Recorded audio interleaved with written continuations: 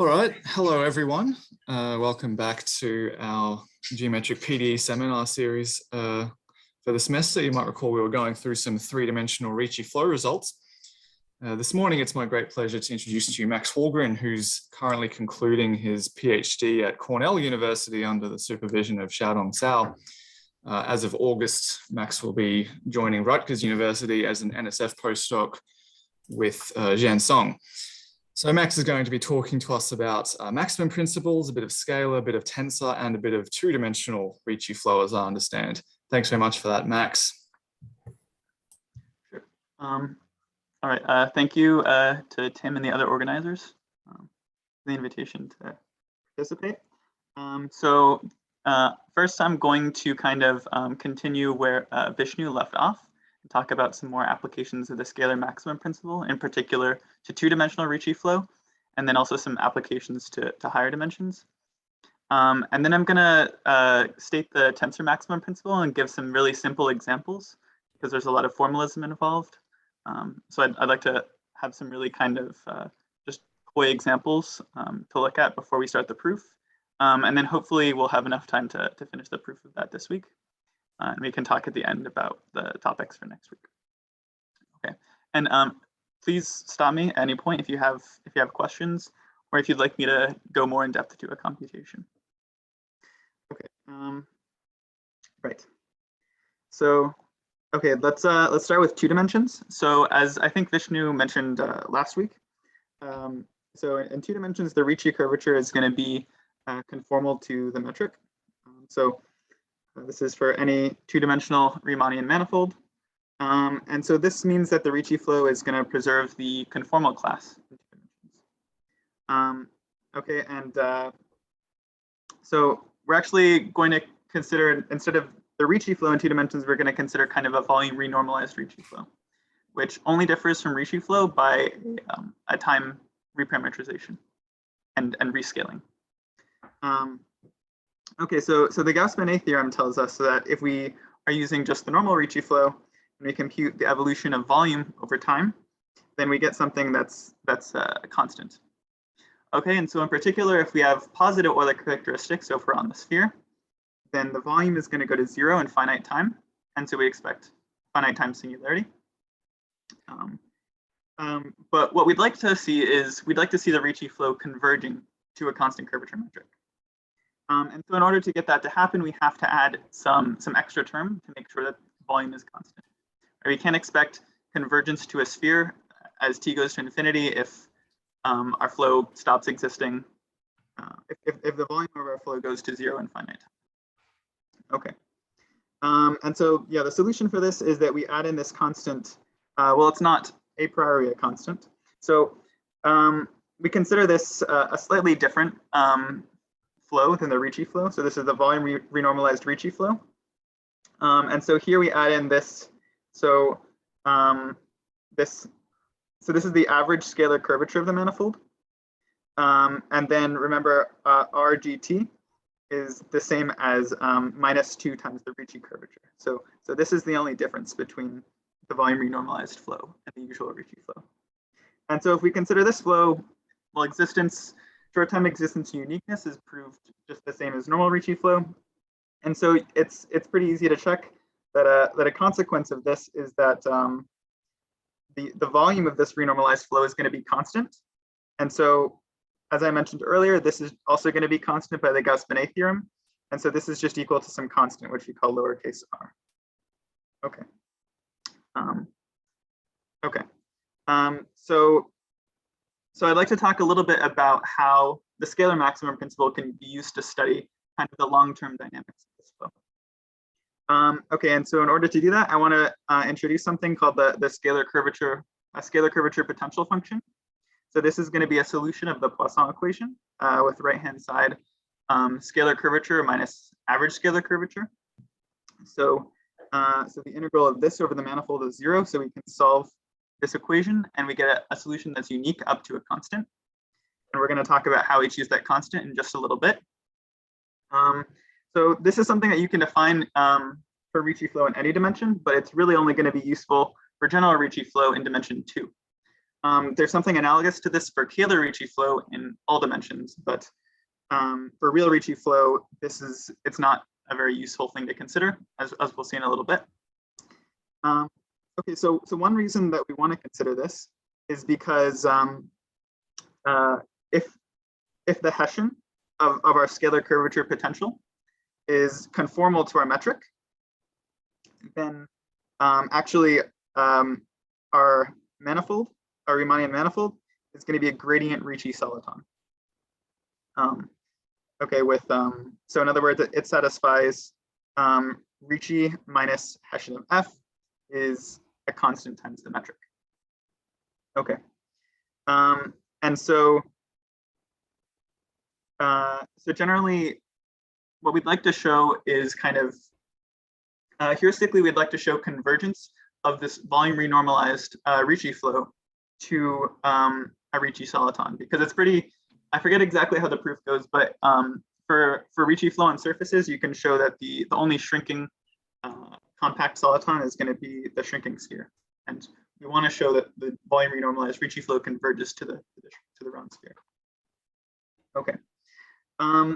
And also it just ends up being the case that this term is useful for estimating the scalar curvature on the flow. We'll see that in the next slide. But before we get to that, I'd like to state this lemma, which is that if we choose this additive constant that we can add to F appropriately, then the scalar curvature potential satisfies this nice heat type equation. So it's just the heat equation with some constant potential term here. Okay. So this is a pretty nice equation for F. But what we're going to end up doing is we're going to consider something a little bit different in order to bound scalar curvature. So to motivate this, I'd like to recall this equation, which holds on any shrinking Ricci soliton. Okay, you have an analogous equation which holds for a general Ricci soliton if you just change some signs. Okay, so from the last slide, we know that F has a nice evolution equation. We know that it basically just satisfies the heat equation. And then on the other hand, this is a quantity that we're interested in, and this sign has a term. And so, so the idea is, so if we know that this term has a nice evolution equation, then we can hope that this term will also have a nice evolution equation, since these are equal on Ricci solitons, which are kind of nice model spaces for Ricci flows, which I believe you guys talked about a couple lectures ago. Okay, so in fact, you can verify that this quantity does in fact satisfy a nice evolution equation. So you end up with this term, which is a little bit ugly, and which you can't really control in general, but the nice thing is that it has a sign. Okay, so the important thing about this is that this is less than or equal to delta Q plus RQ. Okay, and so now we're in the setting where we can apply the scalar maximum principle to this quantity Q. Okay, and so we can estimate, we get the following estimate for Q as a function of time. So this gives an upper bound for Q. And so when R is greater than 0, so if in positive scalar curvature, this bound kind of deteriorates over time, but at least in any finite time interval, this is going to be some uniform bound.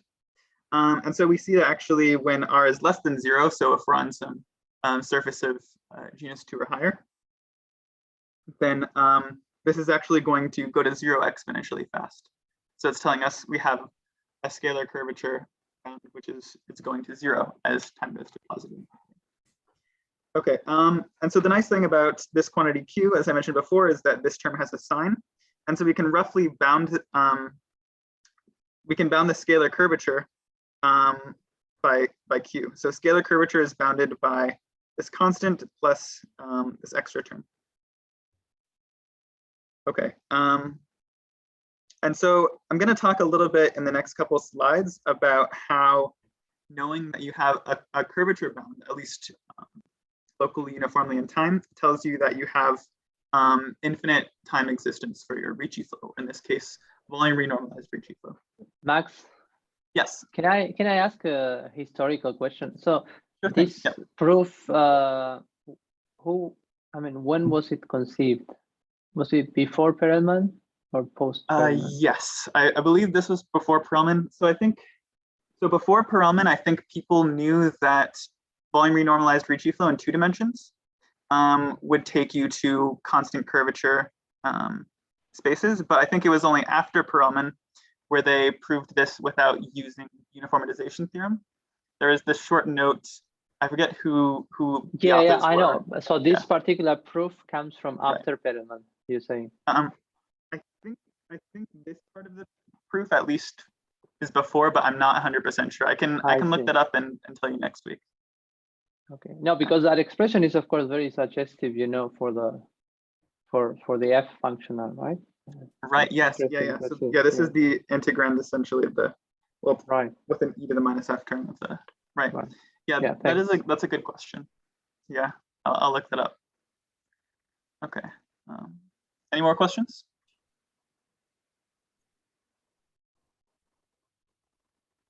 Okay. All right. So now let's talk a little bit more generally about how the scalar maximum principle tells us about the curvature at finite time singularities. So this is, I think, an equation that was proved by Vishnu in the last lecture. And so we can use this to, this is an evolution equation for a tensor field. So we can't immediately apply the scalar maximum principle to this, but we're going to apply the scalar maximum principle to the norm squared measured with respect to the time varying metric. So we can just expand this, essentially just using the Leibniz rule, and we get this right-hand side here. And now we can, so this term has a good sign, and then this term we can plug in this equation. And so we can get some kind of estimate. I think you can even write down what C can be. I forget the optimal constant. It's not really important for our purposes here. Okay, so the important thing about this is that once again, this term has a sign, so you can bound this by some constant times Rm squared to the 3/2. Okay, and so now we're once again in the setting where we can apply the scalar maximum principle. And so if we let u of t be kind of the maximum on each time slice of the norm of our curvature tensor, then the maximum principle, let's see, maybe we need to let this be squared. Okay.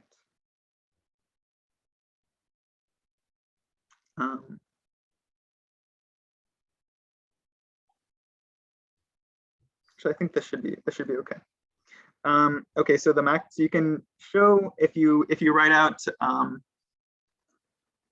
ODE that you get from the scalar maximum principle, you can use this to show this equation. Okay, and so what this means is that if you know that that the maximum of the curvature tensor at some time t1 is not too large, then you know that this term is not too small, and you know that you can take t2 at least some up to some bounded amount more than t1, and you get so that this term is non-zero, and you get an upper bound for the curvature tensor at this later time. So to recap, what this tells us is that if we have some upper bound on the size of the curvature tensor at some time, then the maximum principle lets us bound the curvature tensor at some slightly later time.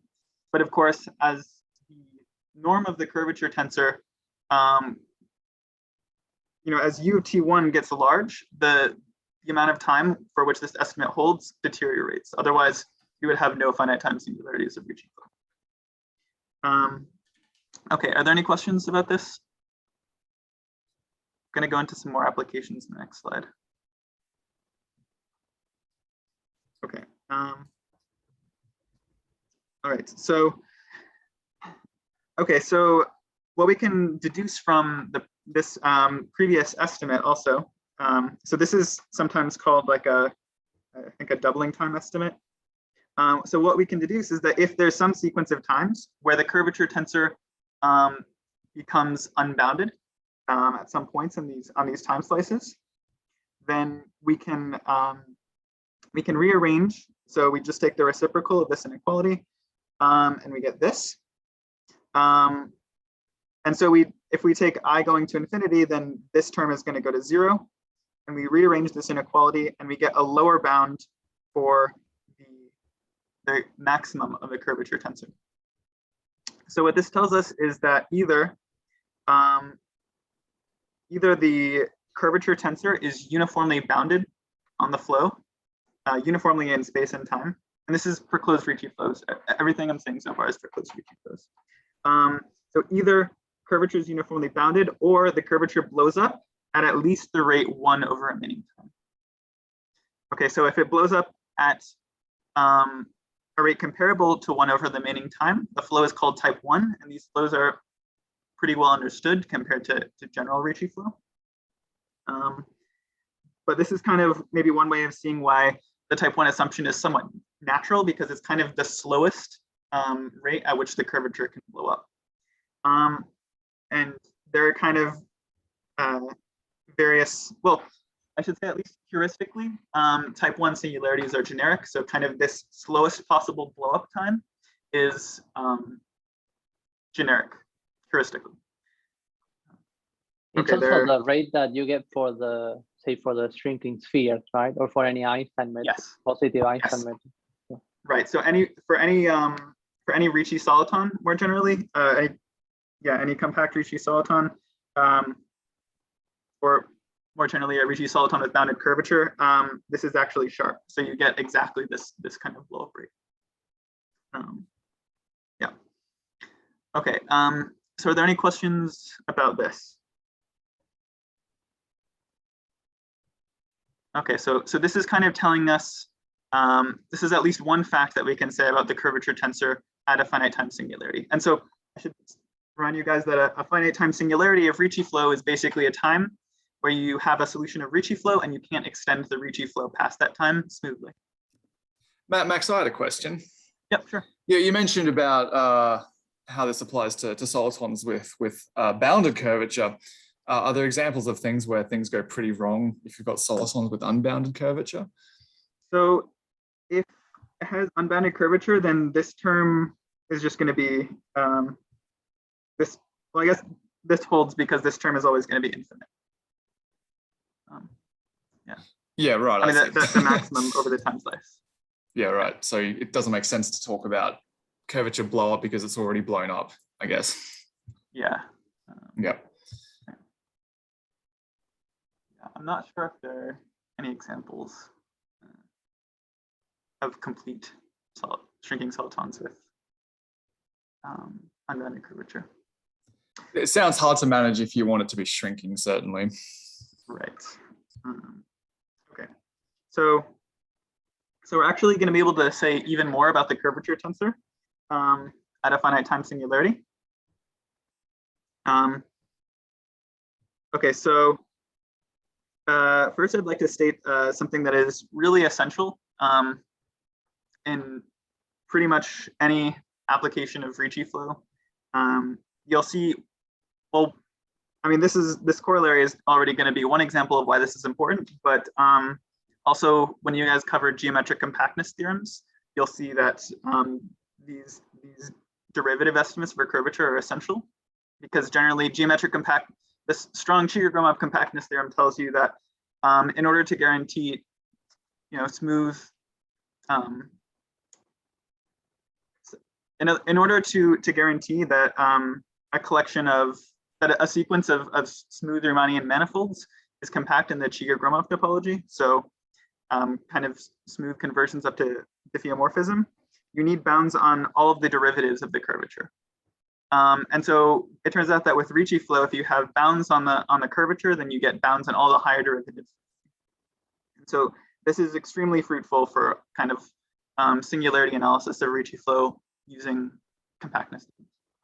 Okay, and so what this says is that if you have a closed Ricci flow with uniformly bounded curvature on some time interval,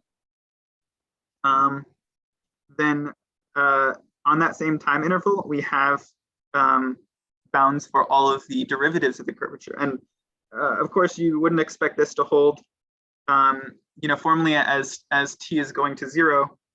This right-hand side is going to have to blow up as t goes to 0. Otherwise, you would be able to conclude that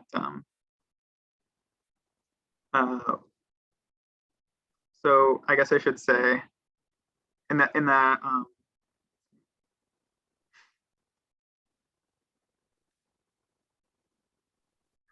I guess the heuristic is that it takes some amount of time for the Ricci flow to smooth your metric. Yeah, maybe I'll just say that. Okay. Right. So we saw in a previous slide that a curvature bound at the initial time slice implies kind of a curvature bound for somewhat later times. And so if the right-hand side didn't deteriorate as t went to 0, then you'd basically be able to conclude some kind of estimate that said that whenever you have a Riemannian manifold with bounded curvature, then all of its derivatives have some curvature bounds as all the derivatives of curvature have some bounds as well, which is clearly false. Okay. Okay. So yeah, so that's one way to see that this is going to deteriorate as t goes to 0. Okay, so it's maybe not super obvious how this implies the corollary, but so what the corollary says is that if you have a closed Ricci flow with that develops a singularity at some finite time t, so this is t less than infinity, then the curvature cannot be uniformly bounded. And so in that dichotomy that we mentioned earlier, it's this latter thing. Okay. So maybe I didn't phrase that correctly, but let me rephrase that. So at a finite time singularity, you know that your curvature has to blow up at least the type 1 rate. So that's kind of what we get by combining this corollary with the previous slide. Okay, and so kind of how you show this is you note that just the Ricci curvature bound implies that your metrics are going to be uniformly comparable for all on any compact time interval. Okay, this is just calculus, and so what having this bound in all the higher derivatives tells you is that now if you fix some reference connection, so let's say nabla tilde, and if you take a bunch of derivatives of your metric, then so this is what you get by integrating the Ricci flow equation. So you can conclude from like the higher derivative estimates on the Ricci curvature that this integrand is going to be uniformly bounded, and so in particular you can take t, you can replace this with capital T. You get a convergent integral. And what's more, this tells you that kind of as t approaches your singularity time, you know that this metric and all of its derivatives are going to be converging to some metric and its derivatives at this time. Okay, so this estimate tells you that kind of G sub capital T is actually a metric, a Riemannian metric, rather than just a tensor.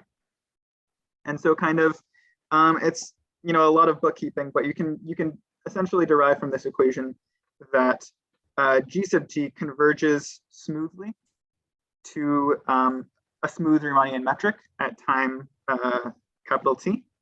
And so then you can just restart the Ricci flow. So we know short time existence and uniqueness. So we can apply that to the smooth metric that we get at time capital T and extend the flow a bit further, and that gives a contradiction. Max, okay, can I ask a question? Sure. I was just hoping for a bit of elaboration. The estimate A inverse G naught and your A G naught, I think you said that A just comes from Ricci curvature bounds. Right. Yeah. And the second line is just an estimate in terms of the derivatives of the Ricci curvature. Right. Maybe you could just elaborate a bit on well, just looking at it, it seems that all you need is Ricci curvature bounds, but you're asking for Riemann curvature bounds. So I just wondered if you could elaborate on, what the gap is there. So you're saying like just on a naive inspection, it looks like all you need in order to get this result is both a bound on the Ricci curvature and all of its derivatives. Right. So okay, so what you're saying is that you could write down something that says if you know that all derivatives of your Ricci curvature are uniformly bounded, then you can extend the flow further. Yeah. So I just wanted to comment on that. There's a result by Natasha Sessom proving that if the Ricci curvature is bounded, then exactly one can continue. Yeah, I know. So I just wanted to know what the gap between this and that is, if there is a gap at all.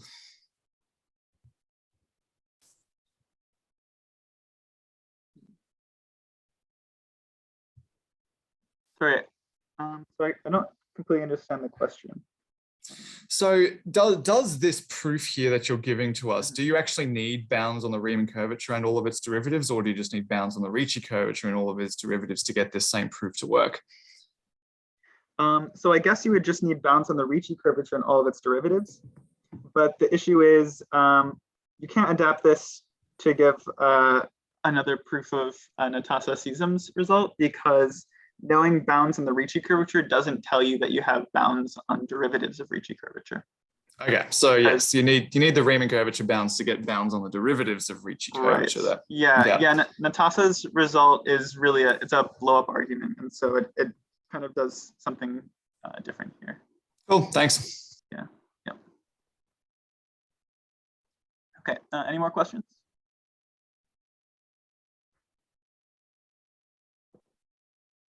Okay, so now let's talk a little bit about how we can apply the scalar maximum principle to prove Xi's estimates. At least let's do just the case of k equals or m equals 1. So just the case where we're taking a single derivative of our curvature tensor.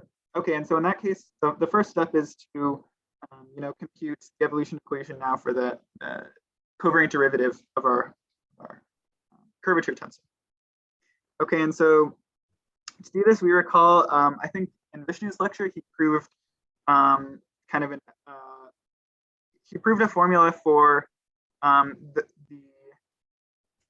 basically commuting a spatial covariant derivative with a covariant derivative in the time direction. Okay, so this is just going to be, you essentially get a curvature term of kind of the connection. So I think this was called maybe in earlier lectures the Uhlenbeck connection. But you don't really need this formalism in order to compute this. Essentially, this partial t term is going to fall on some Christoffel symbols that you get when you write this out in coordinates. And so when the derivative the time derivative falls on Christoffel symbols, then you end up getting some terms involving just the covariant derivative of the Ricci curvature. And so that was the term that Vishnu saw in his computation. And so that explains kind of this first term here. That comes from commuting these two derivatives. And then this, so now for this second term, we can plug in our previous computation for the curvature tensor. So we just plug this in and we apply Leibniz rule, and then we have to commute our derivatives once again. So we commute this Laplacian with this gradient, and that's going to give us additional terms that look like this, which isn't too hard to see. Right. Okay, so now we have once again kind of a reaction diffusion equation, but now for the derivative of the curvature rather than the curvature itself. Yeah, and we note that if the curvature is bounded, then this term is going to be bounded, and so then we just get something that's kind of we can think of it as a linear PDE with bounded coefficients, and so that kind of that kind of gives us hope that we might be able to apply the maximum principle. So let's think about how we would do that. So first, we again want to take the norm squared so that we can apply the scalar maximum principle. And then, this is a similar computation as before using the Leibniz rule. And we plug in this formula up here. And now we get something that has the right sign, plus something that is, linear in what we started with in this norm squared of the derivative of our curvature tensor. And then if the curvature is bounded, then this is just going to once again be, you can just think of this as kind of being a linear, well, an inequality where we get some linear term here in this. Okay, so the issue is we can't directly apply the maximum principle here because remember the maximum principle kind of depends on what our expression is at time 0, and we are not assuming any kind of bound at time 0 on this. And so we kind of need to find some way to get around that. Okay, kind of a naive idea might be to kind of look at something like this. So we multiply our quantity by something that vanishes at time 0. But of course, we wouldn't expect this to work because if we had a nice evolution equation for this, then we'd be able to conclude that this term was uniform in 0. Should be a little bit weird. And so if you compute the evolution equation for this, you realize that it's not going to work because you get this 1/t term. And so kind of the idea is to combine this equation with the previous equation for just the curvature tensor. Okay, so now if we write out this, then this term, so the curvature tensor we have control over. We assumed that our curvature tensor is bounded. Norm squared of our curvature tensor is bounded. And so we just get this extra term. And so that means that if we combine these terms and we consider this following quantity, then so let's see what happens. So the time derivative hits this t, we get a term like this, which is not a huge issue, as we'll see. We'll see why. Okay, so next we get some term that happens when our heat operator hits this thing. Okay, so that's why we have a t out in front. And I just dropped the term involving the second derivative of the curvature tensor because it had the right sign and we won't really need it in this instance. And then we get this extra term. Okay, and so this extra term is really what saves us here, because if we group like terms together, then we see that we have this coefficient, where here beta is just some positive number, which we're going to take to be large. And so if we take b large, then we see that this term is actually going to have a negative sign. And so then this term is going to be bounded. Okay. Right.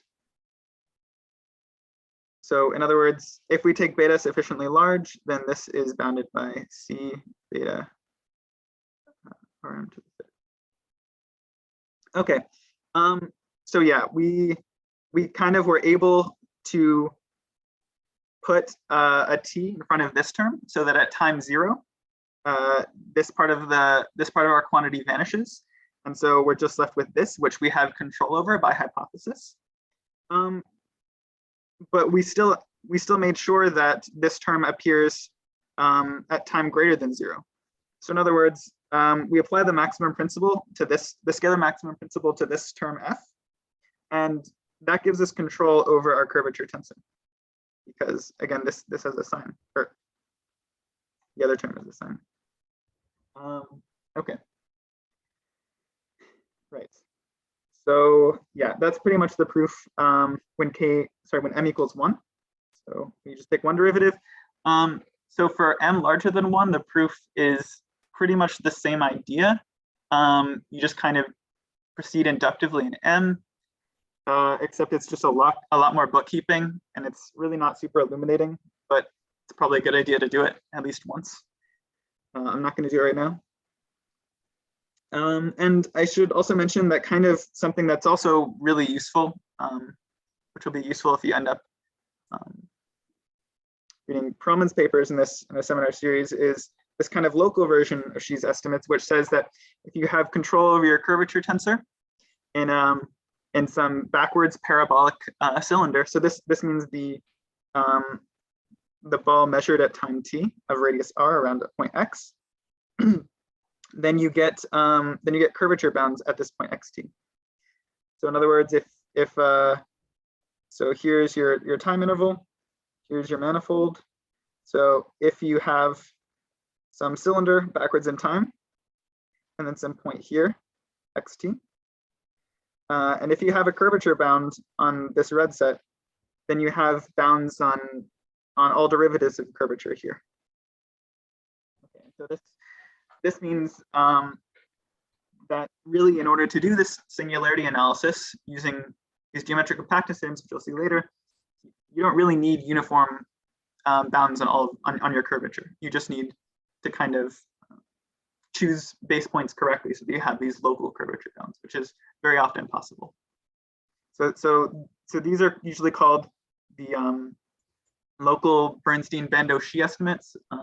I just wrote Xi's estimates here, but they're really, I think, I don't know much about PD history, but I believe that kind of a pretty classical result is something called Bernstein's derivative estimates. So for example, if you have a solution of the heat equation and you have some C0 bound for the solution, then you can get higher derivative bounds, which look pretty similar to these. And so these are called Bernstein's estimates. And so the Bernstein-Bandeau-Xi estimates are kind of this Ricci flow version, where now we have a nonlinear parabolic equation, but we can still get pretty nice estimates. Let's see, there's one thing I wanted to, oh, right, okay, so the proof of the local version is a similar idea. We consider quantities which are in spirit similar to f, but we also have to multiply by some cutoff functions, which are a little bit of it's a lot of bookkeeping, but it's not that different. It's still proved using the scalar maximum principle and these evolution equations for derivatives of curvature.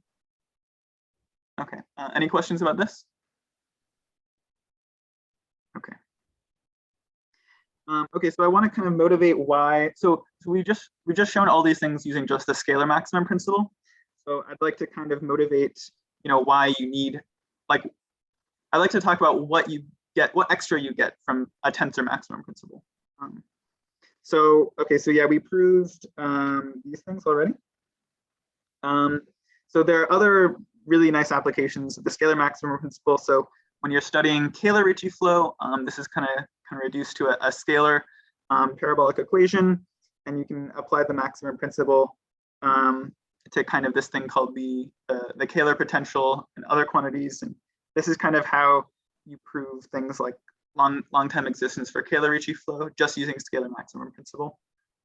Also, if you want to prove things like differential Harnack inequalities for heat equations or conjugate heat equations coupled to Ricci flow, scalar maximum principle is again sufficient. But what the tensor maximum principle is useful for is, so for one, it's used to prove that various notions of curvature positivity are preserved by Ricci flow. So for example, positive curvature operator, positive isotropic curvature.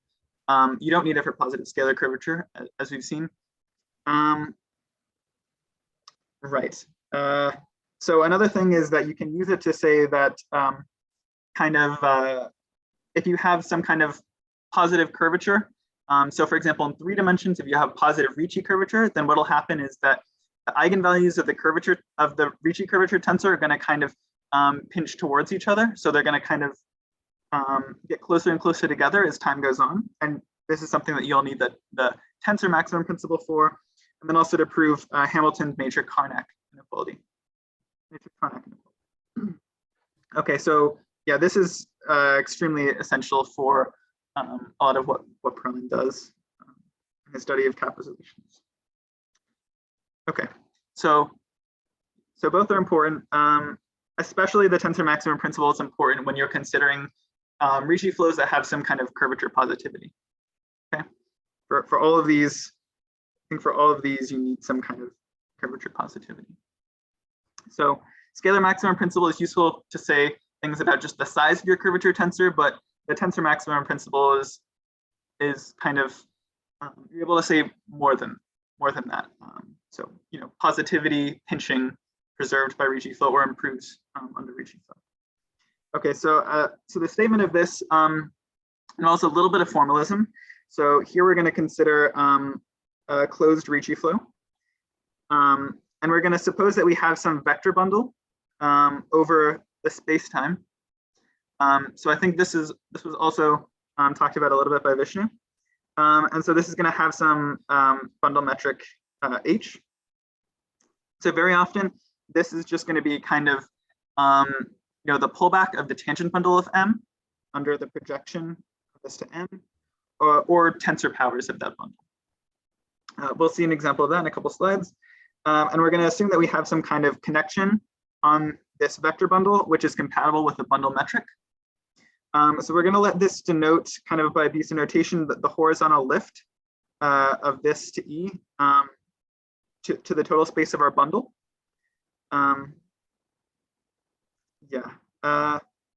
Okay, and now we want to assume that we're given some subset of our vector bundle, which is closed, whose restriction to each fiber is just a convex subset of that fiber. And also, it has to be invariant under parallel translation in space, which means that if we fix a time t, and we have an element of k in some fiber, and we consider a curve going somewhere else in our manifold, and we parallel translate along that curve using this connection, then the parallel translate is going to lie in another fiber of k. Okay, and we'll see an easy example of this in the case where E is a trivial bundle. And then we're going to consider some vector field on the total space of our bundle, which is parallel to the fibers of this bundle. And so we're going to assume that kind of the flow of this vector field preserves our convex set. So remember, kind of the natural way of thinking about flows of time-dependent vector fields is you consider the vector field as not on your manifold, but your manifold times some time interval, and in that case, you throw in the time derivative. So you throw in usually partial t to this ODE, and so the flow of this kind of corresponds to integral curves of this correspond to integral curves of your time-dependent vector field. And so here we kind of end up with something slightly different than that, because remember, this term is also going to kind of contain some Ricci curvature terms. Okay, so what this roughly says, yes. So phi is a section of E? So phi is a vector bundle on E. What? Which is, so it's a vector bundle on the total space of E. Sorry, a vector field on the total space of E. A vector field on, okay. Yeah. And what do you mean by it's parallel to the fibers? So what I mean by that is that so phi at some point, let's say some so the vector field at a point V in the total space is going to be in the tangent space at V of the fiber containing V. Oh, so you mean like it's a vertical vector field? Yes, yeah, exactly. Okay. It's vertical. It's vertical. But it's not parallel in the sense that some derivative is zero. No. Right. Okay, that's why I got confused. Okay. Yeah, sorry. Okay. Yeah, that's okay. It also, I think, explains why you tried to call it a section, even though that was incorrect. Yeah, sorry about that. Sorry, I misspoke. Okay. I just have possibly a stupid question. So you say that nabla of partial t is the horizontal lift of partial t to Right. E, but partial t is a vector field, and this is a connection. I'm just a little bit confused on what you mean. Right. Okay. So, so this is a bit of abusive notation. So this, so maybe I should introduce some different notation here. Let's call this tilde. So this is different from the covariant derivative in the direction of delta t. And so basically what this means is that, so this is the vector field whose value, let's say this at v. This should be the, so if we take v and we parallel translate it along just the, let's see.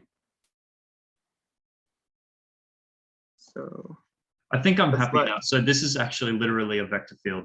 It's not a differential operator. Right. It's a vector field on the total space. Okay. Yeah. Bundle. Yeah, I think I'm happy.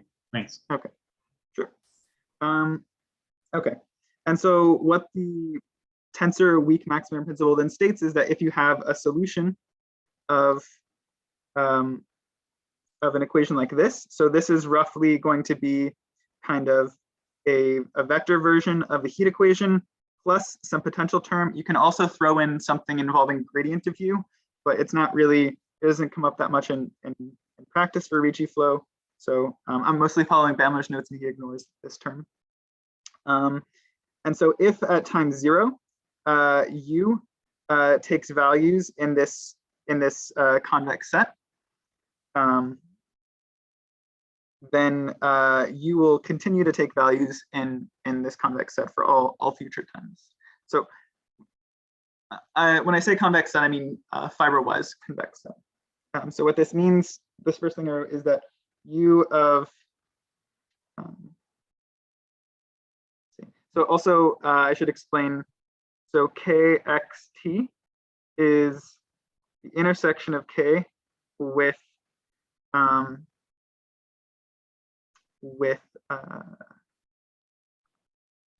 E at, so the fiber of E at x comma t. So this is going to be a convex subset of the fiber. And so this statement means u of x0 is in kx0 for all x m. And so similarly, the second statement means that u of xt, so you can conclude then that u of xt is in kxt for all xt in spacetime. Okay. So let's first see, so there's kind of a lot of formalism here. So in the assumption on phi and k, what you mean is that on each fiber k is preserved by the ODE, right? Right. Something similar to that, because the ODE is technically not preserving the fibers because the ODE is moving forwards in time. Yeah. So basically what it means is that if you consider the corresponding ODE starting at some point in some fiber of your convex set, and you consider the integral curve, then that's going to be in your convex in another kxt, or x and t are not different. It doesn't necessarily like cover the identity, so to speak. Okay. Yeah. Okay. Yeah. So a lot of this formalism is just there to be able to handle the case where k is kind of a time-dependent set. Right. Becomes important for pinching, actually. Right. Exactly. Yeah. So the Hamilton IV pinching estimate, which is maybe the most useful application of this to three-dimensional Ricci flow, requires that you use a time-dependent set. Okay, so kind of a simple example is just recovering the scalar maximum principle from this tensor version. So let's assume that E is just a trivial bundle of rank 1. So assume it's our space-time times R. So sections of this bundle correspond to just smooth functions on spacetime. And let's just assume that we have, the usual metric on R and usual just directional derivative as our connection. And so then what it means for K to be closed under parallel transport is that just that viewing KXT as just a one parameter family of subsets of R, this subset is constant. Okay, in spacetime. Okay, and we kind of see that you need something like this because otherwise, you'd be able to say, otherwise you could have KXT, is some, let's say, A of X, the interval from A of X to infinity, let's say, where this is, now depending on space, and you don't expect some, like a general lower bound depending on space of a solution of a heat equation to be preserved as you go forward in time. So you that kind of tells you that this is really a necessary condition, even in this simple case.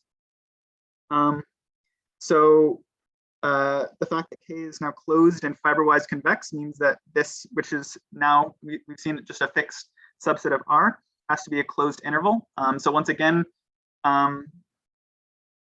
this seems natural for the maximum principle. So an example of this would be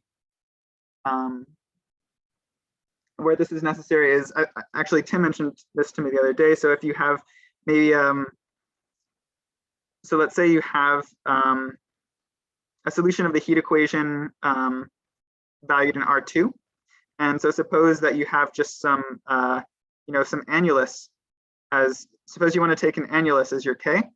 Suppose that, initially the image of your function U, so U times 0 lies in this annulus. Then what's going to happen is that you'd expect this to kind of move in towards the center. And so the maximum principle would fail then. And so that kind of tells you why you need convexity. Okay, and then, right. And so basically the fact that, or the assumption that your convex set is preserved by the flow of that ODE is just the same as saying that if you have any solution of this ODE where at some initial time, actually let's write, sorry, oops, should just be T0, then so if you have a solution of this ODE which starts in your, so I wrote I for the convex set here. So sorry, I mean KXT for any T. Then you remain in this convex set. So this is just saying your integral curves starting in your convex set stay in your convex set, roughly. Okay, so that's this last condition that you need. Okay, are there any questions about this? Okay, so a slightly more complicated but still fairly simple example is again a trivial bundle, but now you allow the rank to be greater than 1, and still assume the trivial connection and bundle metric. So so in particular, we could take our convex set to be so again, this is going to be now just a subset of Rk, which is constant in X and T. And so we'll call this set C. And so one example of this would just be some polyhedron, so something cut out by the intersection of finitely many hyperplanes in Rk. So these here are going to be affine functions. And for simplicity, let's assume that our vector field is not time dependent in this case. So the tensor weak maximum principle then tells us that if, so our assumption for the tensor maximum principle is that if we have an integral curve of this vector field satisfying all these inequalities at time 0, and it also satisfies these inequalities at later times. And so the conclusion of the weak maximum principle is then that any solution of this equation, so this heat type equation, that satisfies these inequalities initially will continue to satisfy them at all times. So if the ODE kind of preserves this convex set, or equivalently this list of inequalities, then this is also true for solutions of this reaction diffusion equation. Okay. Okay, but kind of a more interesting example where we apply this is going to be when now we take our vector bundle to, instead of being trivial, we take it to be the bundle of so-called curvature of algebraic curvature. So we can define what these are for any inner product space. So it's going to be the subset of, So O of V here are skew symmetric matrices on V with respect to our inner product, and S2 of O of V are going to be symmetric endomorphisms of these skew symmetric endomorphisms. So we can think of this as just being symmetric maps going from two forms to two forms. Okay, and so the algebraic curvature tensors are then going to be the subspace, the linear subspace of these, which are just in the kernel of the Bianchi operator. So in other words, they satisfy the Bianchi identity. Okay. And so this in particular is going to be just a sub-bundle of some tensor bundle of V. So I'm not talking about, I haven't actually touched the bundle case yet, but yeah, let's still stick to vector spaces. Okay, so we can define now a vector field on this space of algebraic curvature tensors. So this is sometimes called Hamilton's vector field, I think. And so this means, so this takes in, an endomorphism of two forms, and it spits out the endomorphism squared plus some weird operator called the Lie algebra square. And so this is kind of defined. So here's the coordinate independent way. It's often written down using the what are they called? Structure constants of your Lie algebra. Okay, so here these are all endomorphisms on your Lie algebra of skew symmetric endomorphisms of V. And so this trace is then taken over. This is a trace of endomorphisms of O of V. Okay, and so maybe I'll write out next lecture what this is in a couple simple examples, but for now it's just important to know that if R is non-negative, then that's also true for the Lie algebra square. Okay, and so we're going to be able to use this to say that non-negative curvature operator is preserved by Ricci flow as a consequence of the tensor maximum principle. Okay, so just to make sure that we have all the right formalism to apply this, I mean, our bundle of curvature tensors is just a sub bundle of the tensor bundle. So we get an induced metric and connection on it as always. And as you've seen a couple of times before already, the curvature tensor satisfies this reaction diffusion equation, where now this Q is going to be the same Q as in this slide. So I think when Vishnu wrote out this equation, he wrote it a little bit differently. But you do a little bit of work, and you see that what he wrote out is actually equivalent to our equation. So this is Newman squared plus this. Okay. And now we can use our metric to kind of non-canonically identify each fiber of the bundle of curvature tensors with just the standard space of curvature tensors on Rn. And then what this allows us to do. Can I ask a question? Yeah, sure. Yeah. Sorry to interrupt. I was waiting for you to take a breath, but you seem to be on a long train there. Might have been a didgeridoo player in an earlier lifetime. I'm just confused. I mean, maybe a little bit confused. Earlier on, when you stated the general form of the weak maximum principle, you put a little tilde above the nabla partial t, and now it's not there anymore, but you're applying it. So I thought maybe if someone else has my same confusion, you might want to give a few words. About that. Yeah. So maybe I should have changed this when I wrote the slides, but Bamler kind of uses this to to mean two different things. So here, this is just the covariant derivative. So this is the Uhlenbeck connection, I should say. At least in our applications, this nabla here will be the Uhlenbeck connection. In this theorem, it's just our metric connection on E, and then we plug in the time-like vector field. But then Bandler also uses this notation, and that's when I put the tilde over it to mean this horizontal lift of this vector space of this vector field to a vector field on the total space of E. Yeah. So the reason I think he kind of abused this notation is because, at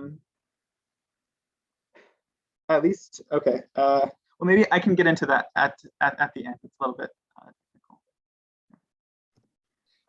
In fact, Max, I guess it might be time to start making your conclusions pretty soon, if that's okay. Okay. All right. So actually, this is perfect. I'll just this is my last slide, and then the proof will be next week, I guess. Okay. So okay, now given an ON invariant, so you have ON, acts on Rn standard action, and then you have an induced action on the space of algebraic curvature tensors. And so if you have an ON invariant convex subset of your space of algebraic curvature tensors, then you can use this to define now a subset K of your bundle of curvature tensors on your Ricci flow. And so this is kind of how we're often going to be applying the vector maximum principle to be able to conclude things like curvature, some kind of curvature positivity is preserved by Ricci flow. And you can show that in that case, K is going to satisfy all the things we want it to, as long as this convex subset that we started with is preserved by the flow of Hamilton's vector field, as I wrote it, well, by this thing. Okay, so yeah, as I mentioned, a consequence of this is that non-negative curvature operator is preserved by Ricci flow, because if you have a curvature tensor, a non-negative curvature tensor, then both its square and its Lie algebra square are also going to be non-negative. So kind of what that means geometrically is that if you think about Hamilton's vector field as being in this cone of positive curvature operators, then it points into the cone. Okay. Yeah, and I'll stop there. I just wanted to ask you guys kind of which of these topics you would like to hear about next week. Probably, given my pace today, I won't have time to cover all of them. So yeah, just pick your favorite 2 or 3, I guess. Yeah. All right, but before we get into that, let's thank our speaker for a great talk. I'll now invite our audience to ask questions or make comments about where they would like this talk to go next week, since Max has invited us to do that. Just a quick comment on your last slide, not the last slide, but the last you presented. So perhaps a not so easy application worth mentioning is, or 2 applications of this technique are like the fact that manifold with positive curvature operators are space formed, and the differential sphere theorem, which are essentially just applying this to a smart choice of convex subsets. Yeah, exactly. Yeah. So this technique, yeah, is used to prove, yeah, both of those nice theorems. Yeah, and I guess there are even other curvature positivity assumptions that where you can show by essentially similar techniques. You can use the weak maximum principle here to show that if you start with any Riemannian manifold satisfying these strong curvature positivity assumptions, then it has to be quotient of the round sphere or something. Yeah.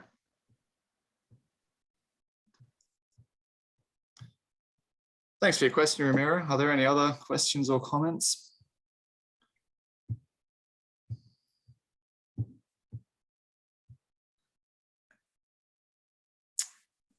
Well, in that case, let's thank our speaker once again for a great session, and we look forward to hearing some more from you again next week, Max.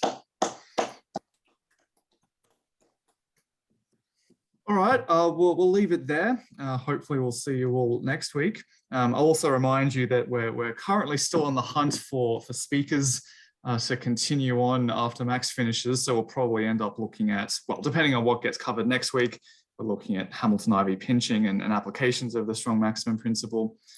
So if you're interested or have PhD students under your supervision that you can volunteer to do some talks, we'd be interested in that as well. All right, I'll leave it there. I'll stop recording. Thanks very much for your participation, everyone. Thank you. See you later.